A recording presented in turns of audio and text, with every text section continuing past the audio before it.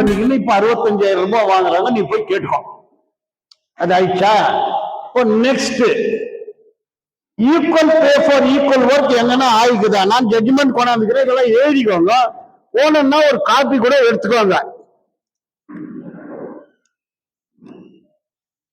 இது பாரு, இது டெல்லி ஹைகோர்ட் தீர்ப்பு. வேணும்னா நான் பிரஸ்காரங்களுக்கு கொடுக்குறேன், ஒரு போட்டோ எடுத்துக்கோங்க. இது என்னைக்கு டிஸ்போசல்னா ஜனவரி 30, 2024. ஜனவரி 30, 2024. இந்த வருஷம் தான். ஒரு வருஷத்துக்கு முன்ன டெல்லி ஹைகோர்ட். இது கேஸ் யார் போடுறாங்கன்னா மெடிக்கல் சூப்பரிண்டெண்டன்ட் சப்ஜெக்ட் ஹாஸ்பிட்டல். அவங்க இந்த ஒர்க்கர்ஸ் அங்க கேஸ் போடுறாங்க.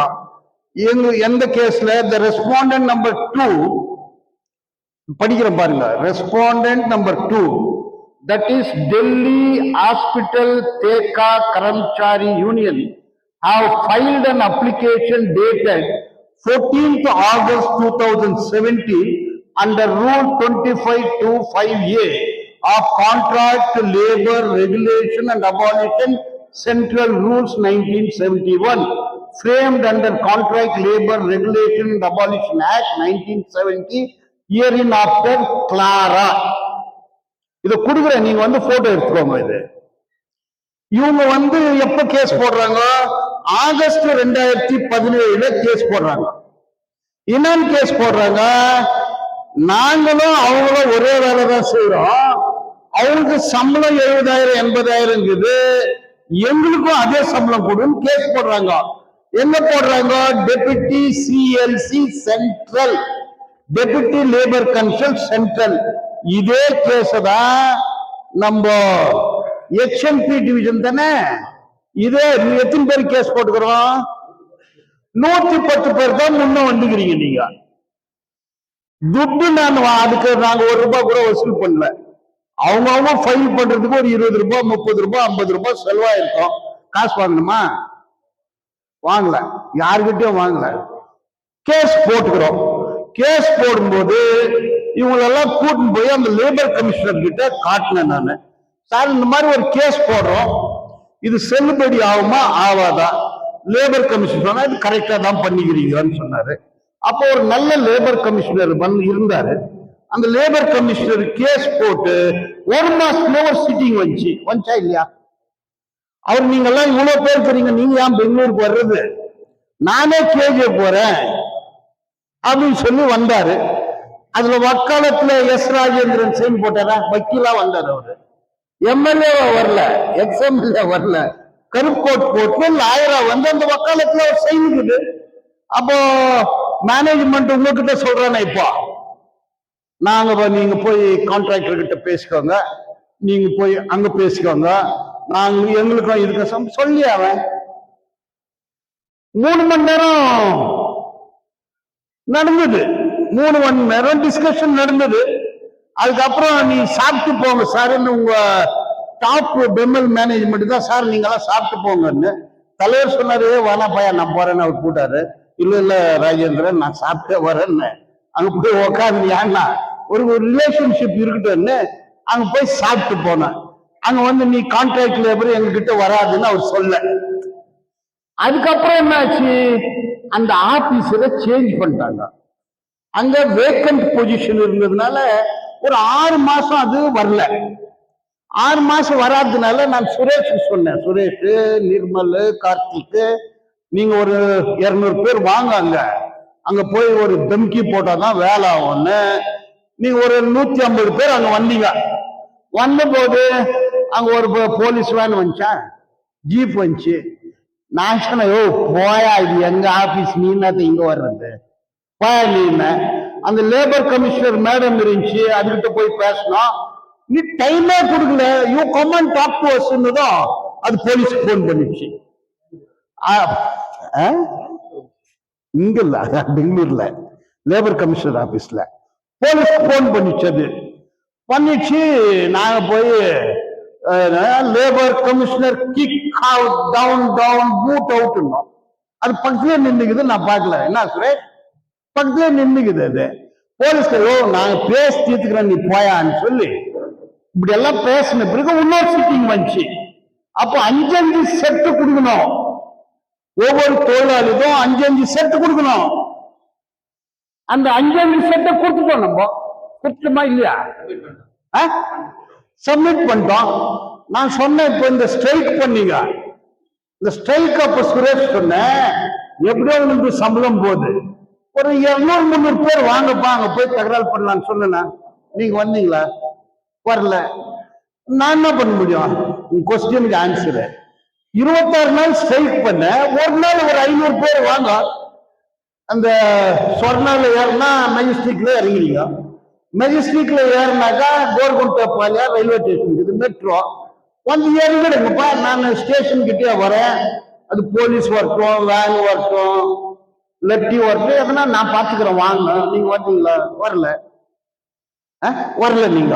பட் இந்த தொழிலாளி போராட்டம் பண்ணி அந்த கேஸ் தான் பெண்டிங் இருக்குது. இந்த கேஸ்ல என்ன ஆகிடுது பாருங்க. இது கேஸ் போட்டாங்க. கேஸ் போடும்போது it is further submitted that the learned labor commissioner has wrongly applied the said judgment அப்படின்னு எல்லாம் வாதம் வருது. கடைசியா என்னாச்சு அதையும் படிச்சு காட்டுறேன். இது கேளுங்க, இந்த ஜட்ஜ்மெண்ட் உங்ககிட்ட கொடுத்துட்டு போறேன் நான். The respondent number union had filed an application dated 14th August 2017 under Rule 2525A of the Contract Labor Regulation and Abolition Central Rule 1971, framed under the Contract Labor Regulation and Abolition Act, before the respondent number 1, that is the Deputy Labor Commissioner Central, on behalf of contract laborers engaged by the petitioner through contractors, that is respondent number 3 to 6, in the petitioner hospital. In the said application, respondent number 2 union had alleged that the contractors, which respondent number 3 to 6 had employed the contract laborers under different categories in the establishment of the petitioner for doing same or similar kind of work as done by the similarly placed regular employees and were not being treated at par. Accordingly, while the said application, the relief of equal pay for equal work was prayed by the respondent union. In the light of the same, the impugned award was passed by the learned Deputy Chief Labor Commissioner Central. இது பண்ணிக்கிறாங்க, ஒரே சம்பளம் கொடுன்னு. இந்த மாதிரியா தான் case போட்டது. இது எல்லாத்தையும் இல்லை, இது வேணா ஒரு காப்பி இங்கே விட்டு போறோம், படிச்சுக்கோங்க. கடைசியில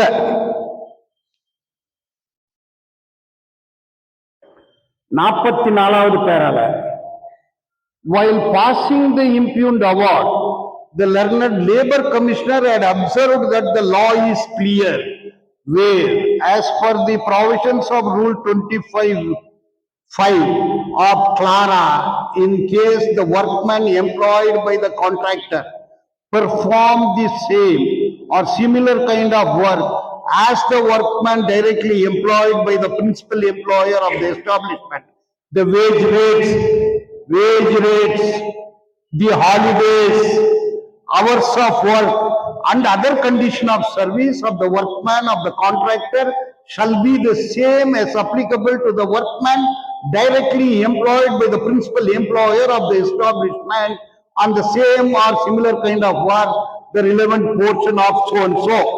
Finally, High Court என்ன சொல்லுது?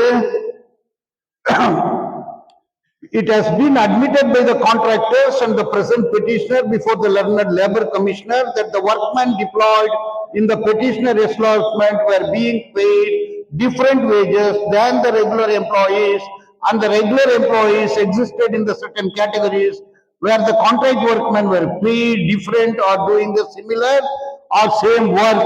அதனால அவனுக்கு இந்த சம்பளத்தை கொடுக்கணும்னு இந்த ஜட்ஜ்மெண்ட்ல சொல்லுது. உங்க கேஸ்க்கு வந்துடலாம். நீ contract operator, welder, turner, fitter, machinist, electrician, machine operator, எல்லா வேலையும் செய்யற. நீ செய்யற வேலையை தான் பர்மனன்ட் ஒர்க்கர் செய்யறானா இல்லையா? அவன் கொடுக்குற சம்பளம் மாத்திரம் இல்ல, holidays, conditions of service, canteen, LTC, quarters, எல்லா பெசிலிட்டிஸும். அது பாரு, இன்னொரு வாட்டி படிக்கிறேன். அண்ணா அன்னைக்கு ஒருத்தர் மேதாவி ஈக்குவல் பே ஃபார் ஈக்குவல்னாக்கா அப்போ ஓட்டி கிடைக்குமா, இது கிடைக்குமா, அது கிடைக்குமான்னா பாரு நான் படிக்கிறேன். தி வேஜ் ரேட்ஸ் பேசிக் டிஏ எல்லாம், ஹவர்ஸ் ஆஃப் ஒர்க் அவன் 8 மணி நேரம், நம்ம கூட 8 மணி நேரம் தான்.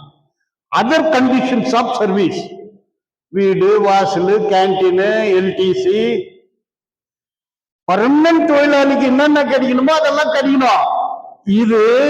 இதே டெபுட்டி சிஎல்சி நம்ம எங்க கேஸ் போட்டுக்கிறோமோ அதே இடத்துல தான் டெல்லியில போட்டாங்க. ஆர்டர் ஆகி அதை மேனேஜ்மெண்ட் ஹைகோர்ட்டுக்கு போய் டெல்லி ஹைகோர்ட் சொல்லுது லேபர் கமிஷனர் போட்ட தீர்ப்பு கரெக்ட், அந்த தொழிலாளி அந்த சம்பளத்தை வாங்கிக்கிறான். இதுக்கு என்ன பதில் சொல்றீங்க நீங்க இந்த நோட்டீஸ்ல பாலன் அட்வொகேட் சுப்ரீம் கோர்ட்னு போட்டுக்கிறீங்க. நான் யார்கிட்ட சுப்ரீம் கோர்ட்னு சொன்னதே கிடையாது. ஆனா அது உண்மை கூட. நான் அடிக்கடி சுப்ரீம் கோர்ட்ல போய் ஆர்குமெண்ட் பண்றேன். ஆச்சா, இப்ப இதுல என்ன உங்ககிட்ட இந்த கமிஷன் அடிக்கிறதுக்கு வந்துக்கிறேன் நான், உங்ககிட்ட காசு கேட்டுக்கிறோமா? இது என்ன சொல்றது? இது பொய்யா? இது நீங்களும் கேஸ் போடுறேன், என்ன உங்களுக்கு பிரச்சனை? இப்போ அதே சம்பளம் வேணும், அதே மாதிரி வாழணும். அவன் ஸ்கூட்டர் வச்சிருக்கிறான், நம்மளும் ஸ்கூட்டர் வச்சுக்கணும். அவன் கோட்டர்ஸ் வச்சிருக்கிறான், நம்மளும் கோட்டர்ஸ் வைக்கலாம். அவனுக்கு மெடிக்கல் சென்டர்ல அவனுக்கு ட்ரீட்மெண்ட் நம்மளுக்கும் கொடுக்கட்டும். இப்ப என்ன பேசுறாங்க? 21,000 ரூபாய் சம்பளம் ஆயிடுச்சுனாக்கா இஎஸ்ஐ கிடையாது, போனா மயிறு போச்சு. இதுல கொடுக்கணும் இல்லையா அவனுக்கு? மெடிக்கல் சென்டர்ல இஎஸ்ஐ வேணுமா, மெடிக்கல் சென்டர் வேணுமா? நான் சொல்ல பாய்து சட்டம் சொல்றது. இதை ஒட்டி யாருன்னா கொஸ்டின் கேளு. என் போன் நம்பர் கொடுத்துட்டு போறேன். எனக்கு இதுக்கு விரோதமா பேசுறவங்களுக்கு கூட நம்பர் கொடுத்து எனக்கு போன் பண்ண சொல்லு. ஃபேக்டரியில கூட யாருன்னா இது கிடைக்குதான்னா இதை நான் இங்கே கொடுத்துட்டு போறேன். ஜெர்னலிஸ்ட் இதெல்லாம் போட்டோ பிடிச்சி போடுங்க தயவு செய்து, எல்லாருக்கும் தெரியும். இது சட்டம். இதுதான் doctor Baba Saheb Ambedkar article 39 clause D அவர் எழுதி வச்சது. இது தலித் தொழிலாளிதான் இந்த மாதிரி வேலை செய்வான், அவனுக்கு தான் வேணும்னு அதை தலையில வச்சுன்னு எழுதுதான் இந்திரா காந்தி 1970 71 இந்த மாதிரியான ஒரு சட்டத்தை போட்டு அது இன்னைக்கு நடைமுறை இருக்குது. 2024 லா அமெண்ட்மெண்ட் ஆகிக்குது. அப்ப கூட இந்த கிளாரா ஆக்ட் எடுக்கலாது, அப்படியேதான் இருக்குது. இது ஒண்ணு. இன்னொன்னு இது பாரு, இந்த ஜட்ஜ்மெண்ட் இது சுப்ரீம் கோர்ட். இது சுப்ரீம் கோர்ட் யாரு? 3 bench justice JS Khehar SA Bobde judgement. இது இந்த ஜட்ஜ்மெண்ட் 2017 சுப்ரீம் கோர்ட்ல போட்ட ஜட்ஜ்மெண்ட். 2000 decided on October 26, 2016. இது படிக்கிறோம் பார். Service law, pay, parity in pay, pay scales, principles of equal pay for equal work, applicability to the temporary employees, entitlement of temporary employees to minimum regular pay scale along with dearness allowance as revised from time to time on account of their performing same duties as discharged by regular employees against the sanctioned post affirmed. இது இதுல ஏர்போர்ட்ல வேலை செய்யக்கூடிய தொழிலாளிங்க போட்ட case இது. இதுல thus held temporary employees possessing requisite qualification appointed against posts which were also available in regular cadre performing similar duties and responsibilities as being discharged by regular employees holding the same corresponding post were entitled to claim wages on par with minimum wage pay scale of regular employees holding the same post. Constitution of India, Article 14 and 16. Article 14, equality before law. Article 16, no discrimination. இது 1949 constitution அசம்பிளில இது பேச்சுவார்த்தை நடந்து doctor எழுதுது. இதுதான் 39D, அதுதான் regulation and abolition rules. இது 2017 1 SCC 2017 supreme court journal. இது கூட கொடுக்குறேன், நீங்க போட்டோ பிடிங்க. இதை ஒட்டி கூட டிஸ்கஷன் பண்ணுங்க. கடைசியில் என்ன சொல்றாங்க, பேரா number 58, in our considered view, supreme கோர்ட்ல சொல்றது, it is fallacious to determine artificial parameters to deny fruits of labor. An employee engaged for the same work cannot be paid less than another. என்ன சொல்றாங்க பாருங்க, an employee engaged for the same work cannot be paid less than the another who performs the same duties and responsibility. Certainly not in a welfare state. Such an action, besides being demeaning, strikes at the very foundation of human dignity. Anyone who is compelled to work at a lesser wage does not do so voluntarily. He does so to provide food and shelter to his family at the cost of his self-respect and dignity, and at the cost of his self-worth, and at the cost of his integrity, for he knows that his dependents would suffer immensely if he does not accept the lesser wage. Any act paying less wages as compared to others similarly situated constitutes an act of exploitative enslavement emerging out of domineering position. Undoubtedly, the action is oppressive, suppressive, and coercive as it compels voluntary subjugation.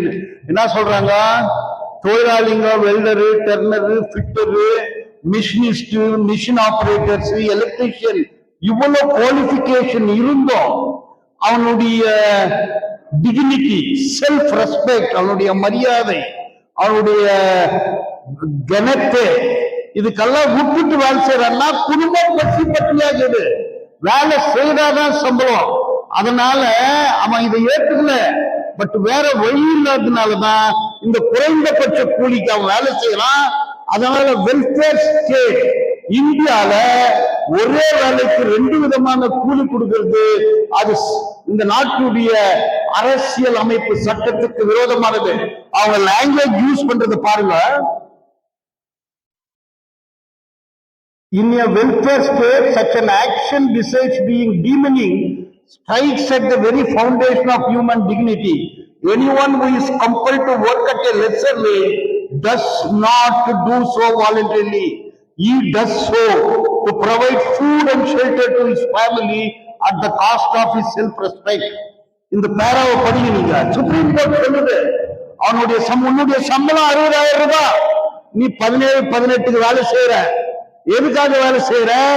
உன்னை compel பண்ணி வேலை வாங்குறான், உனக்கு கூலி கொடுக்கல. இது இந்த நாட்டுல இந்த நாட்டு மக்களுக்கு செய்யக்கூடிய அநியாயம். இந்த பணத்துல அந்த குடும்பத்தை சரியான உணவு, உடை, இருப்பிடம், பசங்களுக்கு கல்வி, சுகாதாரம் இதெல்லாம் கொடுக்க முடியாது. இது அநியாயமான விஷயம் இல்ல. இந்த கேஸ்ல கூட தொழிலாளிங்க உங்களை மாதிரிய கான்ட்ராக்ட் ஆபரேட்டர்ஸ் 2152A இதே சட்டத்துல நீங்க எந்த கேஸ் போட்டுக்கிறீங்களோ அதே சட்டத்துலதான் கேஸ போட்டு சுப்ரீம் கோர்ட் சொல்லுது. சுப்ரீம் கோர்ட் சொல்லுது இது அநியாயம், இந்த நாட்டில் இந்த மாதிரி செய்யக்கூடாது. பிஎம்எல் மேனேஜ்மெண்ட் செய்யறது தப்பு, கான்ட்ராக்டர் பண்றது தப்பு, அதே சம்பளம் கொடுக்கணும்னு இந்த ஜட்ஜ்மெண்ட் சொல்லுது. இந்த ஜட்ஜ்மெண்ட் ஒட்டி என்ன சொல்றாங்க கேளுங்க. What is your answer? ஏன் இந்த ஜட்ஜ்மெண்ட் உங்களுக்கு சொல்ல அவங்க வீரப்புலி சூரப்புலி என்னன்னு சொல்றாங்க. இந்த கேஸ் ஏன் போடல? இது மாத்திரம் இல்ல, இன்னொரு ஜட்ஜ்மெண்ட் இருக்குது, இதுவும் supreme court. Airport authority of India, Chhatrapati Shivaji international airport, இது பாம்பே கேஸ். பாம்பே கேஸ்ல ஏர்போர்ட்ல வேலை செய்யற உங்கள மாதிரி தொழிலாளி, contractor operators, welder, turner, fitter, ground staff, நாங்க வேலை செய்யறோம், அவங்களுக்கு கொடுக்குற சம்பளம் தான் எங்களுக்கும் கொடுக்கணும்னு கேஸ போட்டு, இதே 21-5A கேஸ போட்டு சுப்ரீம் கோர்ட் வரைக்கும் லேபர் கமிஷனர் கோர்ட் அவங்க பக்கம் ஆகுது, பாம்பே ஹைகோர்ட் அவங்க பக்கம் ஆகுது, சுப்ரீம் கோர்ட்ல தொழிலாளி பக்கம் ஆகுது. அந்த தொழிலாளிக்கு அதே சம்பளம் கிடைச்சிருக்குது. இது ஒரு ஜட்ஜ்மெண்ட். இந்த ஜட்ஜ்மெண்ட் இங்கே விட்டு போறேன். இது எத்தனை போய் கொடுங்க. இது என்ன டுபாக்கூர் வேலைக்குதா?